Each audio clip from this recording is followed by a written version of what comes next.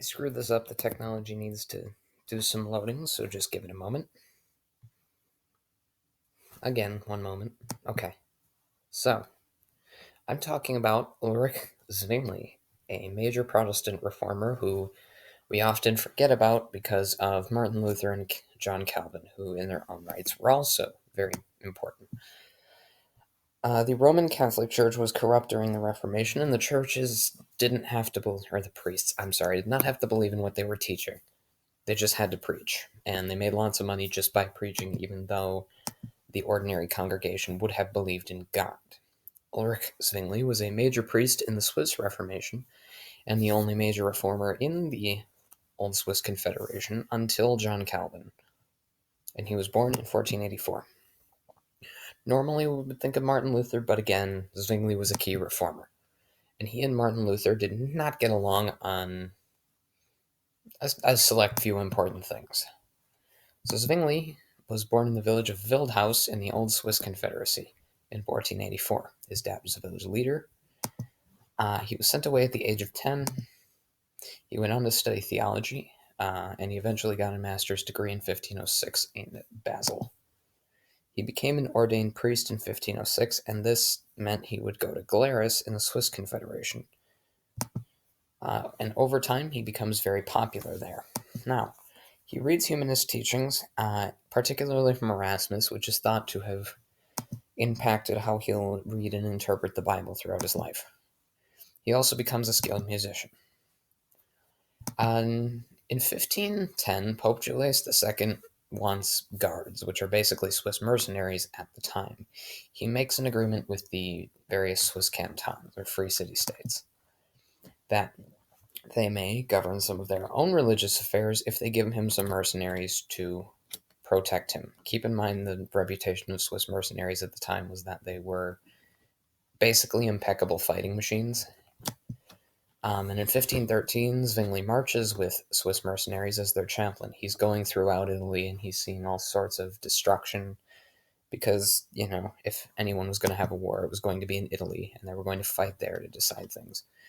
In 1518, Zwingli becomes Zurich's head priest due to a vacancy, and he was elected partially due to hating mercenaries and the French.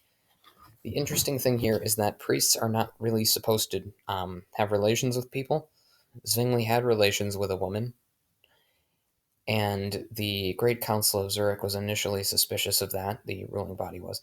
But what ended up happening is they overlooked it because Zwingli said the woman had been with a lot of other men, and so they did not penalize him for having done things with a woman in spite of not being allowed to do so. He gets the plague in Zurich in 1519. He gets the plague in the fall.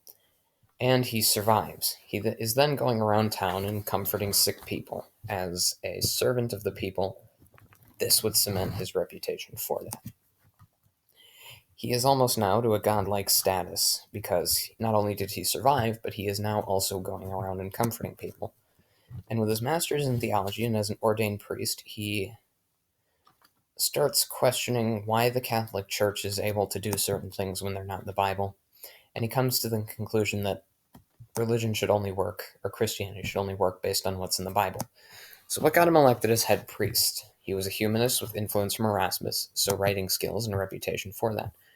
He was convinced there was no morality in mercenary service. The Zurich political elite agreed. He did not like the French. Zurich had warred with them. Hence, that was also a very popular stance.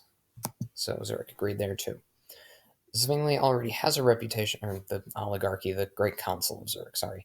Zwingli already has a reputation as a skilled writer before he shows up. This will be helpful because he'll be writing all of his life about all kinds of things he believes and people should believe. In his later life, he writes the 67 articles or theses to explain his beliefs. A lot like Martin Luther's 95 Theses, however, the key thing here is that these are separate people who Zwingli had not heard of Martin Luther, or it's generally thought that he hadn't by historians during this time, and that these beliefs were developed completely independently of Martin Luther's. These were two separate people who happened to have a lot of similar ideas. In this document are several radical beliefs, which I'll show you, not will cover. And this document ends up attacking a lot of traditional church practices because traditionally the church is doing things that aren't in the Bible. The reason for that being people don't have the Bible in their language. The church will be able to kind of twist the words of the Bible in Latin, since most people don't understand Latin at the time, and will say things and make things up for their convenience and to make money so that the Pope and his friends get rich, and that people will be giving lots of money for things that don't exist because they can't read the Bible for themselves, and that makes them mad because the church is very corrupt. So Zwingli attacks those kinds of practices and many traditional ones because the church is doing lots of things that aren't in the Bible for the sake of making money, pretty much. Zwingli goes to the Great Council of Zurich, or that ruling oligarchy, and they adopt his ideas in 1523. That results in all idols, paintings, and statues being removed from churches there. So the walls are, they're white-walled inside. A crucifix is up, and that's about it. Because in the Bible, the church was never a huge, intricate building. The church is a little thing with people inside with a crucifix, and that's about it. And by 1524, he has created a theocracy within Zurich because after adopting his articles, they decided this is how the church is going to work. This is how all churches in Zurich will work, actually. It's a difficult climate for Catholics to be in because they couldn't give sermons or hold office. Keep in mind, in very few places did the Protestants have enough control to deny the Catholics of anything, given that the Catholics are the majority religion and the unquestioned dominant heads of Christianity in all of Europe and some of the world at the time. And even fasting during Lent isn't required. Generally, during Lent, you fast because of Jesus' journey through the desert, and you'll give up certain things like meat. Zwingli says in the Bible that doesn't exist, and so we're not going to do it, because it's not the Bible. Zwingli also marries a widow, not in Zurich. And if I could read that, every church will run, as Zwingli said in his articles.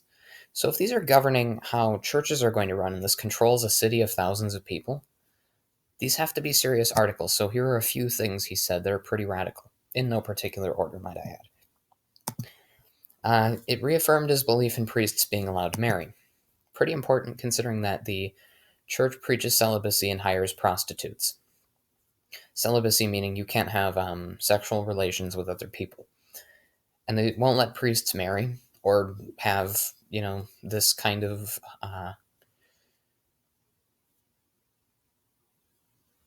decision making. They won't be allowed to make these intimate decisions. And so priests still can't get married, but no, the Pope and his friends can hire hookers. I'm sorry. No fasting during Lent because it isn't in the Bible. And Christ talks to the people directly, so people like the Pope aren't necessary because they're not in the Bible and Christ communicates with people. There's also no need to sell indulgences because, we don't need anything to guarantee salvation because salvation should just come through faith and believing in God alone. This is huge because the Catholic Church needs to sell these indulgences, which is tied to purgatory, and I'll explain that. Any religious orders are ruled unnecessary. Nunneries, monasteries, nuns, and monks are not in orders anymore in Zurich. Anyone should be allowed to marry. That doesn't mean LGBTQ. Even in the 70s, Dirty Harry is quoted as saying, if they could shoot the way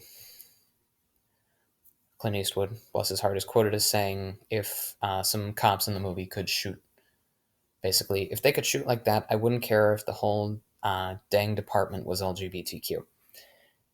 There was absolutely not a toleration of that back then. Don't judge them for it.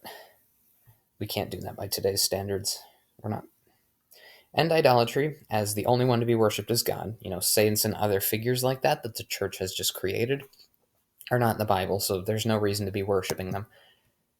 And purgatory, and why is Zwingli opposed to it? So this is where I'll also explain indulgences. So in indulgence, purgatory is where a soul goes after its time on earth is up. By paying some money, someone could make sure their soul wouldn't go to purgatory and would avoid all or some punishment when they left earth. So this indulgence. The church needed this money to line the Pope's pocket, rebuild St. Peter's Basilica. They had uses for the money, if not always great things. They had, uses for all of this money. Although a bunch of it did go into the Pope's coffer. And by paying some money, someone would make sure that purgatory, it's this kind of in-between place before heaven, and someone would make sure that their soul would avoid some or all punishment when they left Earth, you know? You wouldn't be punished necessarily because you paid money to have this note that says you're not punished. People can do this for you after you die, too. There were lots of cases where the Pope would have people all around Europe going to congregations saying, pay for these indulgences. Your relatives are crying, saying, have we done nothing for you in your life? Are you this ungrateful? Please end our, suffering and punishment. By paying just a little bit of money, you could do that. So naturally, people ate it up because it's what the church said, and what the church says is the only interpretation anyone gets, for the most part. Zwingli opposed this because the Bible didn't support the fact that purgatory existed, and that this is not because it was a blatant money grab, but that it is a blatant money grab. And he did this with a lot of practices that weren't to be found in the Bible that the church was practicing. Because keep in mind, the church was the main body that interpreted anything. Their judgment was basically unquestionable. Not that people didn't question it. And keep in mind, Zwingli also had a Bible in the local vernacular, or German, for his services and people doing services. Big deal, considering Latin is what the Bible's supposed to be, and I've commentated enough on that now, I'm sorry. This is one of the many things in his 67 articles he was ready to defend, this idea that purgatory was not real. And he said, if anyone wishes to have conversation with me concerning interest, tithes, unbaptized children, or confirmation, I am willing to answer. So after 1524, what happened? In 1529, he and Martin Luther are two major Protestant reformers in Europe, like the two big head honchos, and they meet at the Marburg Colloquy. They agree on a lot of things, but they disagree on the Eucharist, where you break the bread and wine. Martin Luther insisting that Christ is there, and the bread becomes the body, and the wine becomes the blood. You didn't know he thought that, but it sounds kind of ridiculous, doesn't it? Even to a Christian, which I am, it sounds a little weird. I much more agree with Zwingli's idea of it's a symbol to reaffirm faith. It's a symbol to reaffirm faith. It doesn't mean that it's not a literal, it's not Christ literally being there transforming things. And because of this one very key disagreement, the Protestants are not united. He and Martin Luther agreed on almost everything else, almost independently of each other. Did they come to their own conclusions, almost all of which happened to line up, except this. And after trying to force Protestantism, or, his branch of it, on some Catholic cantons or some Catholic city-states, bad idea, Zwingli is killed at the Battle of Cappel in 1531. He supposedly refused last rites and was killed for this, so says, I think it was his nephew. So the cons of him is that he generally stayed within Switzerland. Zwingli was not very popular outside of Zurich, and he stayed within Switzerland generally. In spite of his popularity, he didn't agree with Martin Luther, so the Protestants weren't going to unify. And he alienated the Anabaptists, which made him less popular with the lower class that the Anabaptists were succeeding with. His beliefs were also really radical, and the church having control over all aspects of life, including the state itself, would only work in places that didn't have a history of one family governing almost everything. Take for example, like Florence or Milan, like an Italian city that was doing well for itself, like the Medici family. It wouldn't work in somewhere like that. Zwingli's ideas wouldn't.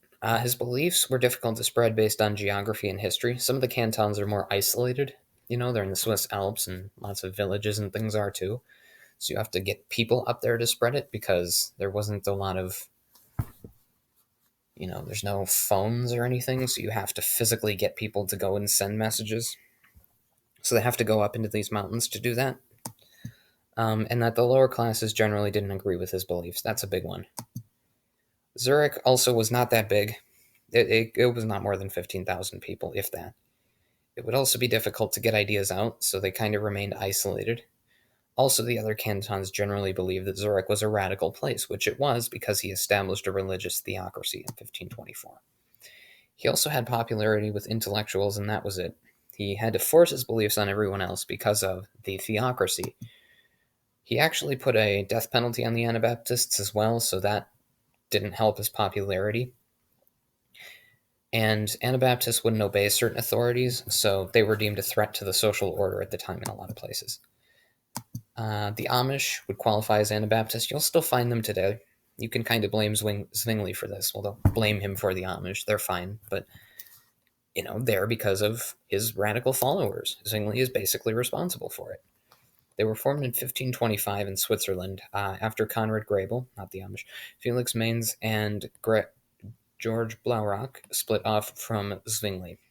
These radical followers weren't satisfied at the speed of his reforms. They wanted more reforms, much faster, more change, bring it sooner. Obviously Zwingli didn't want to do that. The guy who's nuts thinks they're nuts. They're more nuts than he is. He believed in pacifism, or they believed in pacifism, the Anabaptists, so there wouldn't be military service from them, which is big for the time, because for the time, you were to serve the ruler unquestioningly. You're in the military. You're pretty much conscripted, and that's a given. Lots of men, most men probably at the time, were in the military at some point. They also wouldn't swear oaths, to the authority where they were, so that would make them a threat to the political systems of the time who demanded absolute, unquestioning obedience. Don't judge them for that, because in the 1500s, that was the way it was. People didn't have a lot of say in how things were handled. Their key belief was in the idea of baptism again as an adult. They pull the reverse of Zwingli when they say Jesus got baptized that way, so the Anabaptists should naturally be able to do this too. The idea also being that getting baptized with God as an adult means you actually, as opposed to an infant, means that you'll actually understand the covenant, the deal you're making with God and what you're pledging to do with your life, i.e., giving yourself to a higher power. Zwingli and other people considered these Anabaptists radical, as they rightfully should. For the time, this was nuts. And these people were expelled from towns in the coming years. They were drowned, they were killed, they were arrested.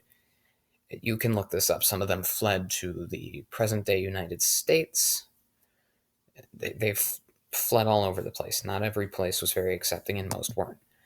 Zwingli disagreed with the Anabaptists because the congregation kind of believed for the child, since the infant is not really capable of having faith or understanding what they're getting themselves into.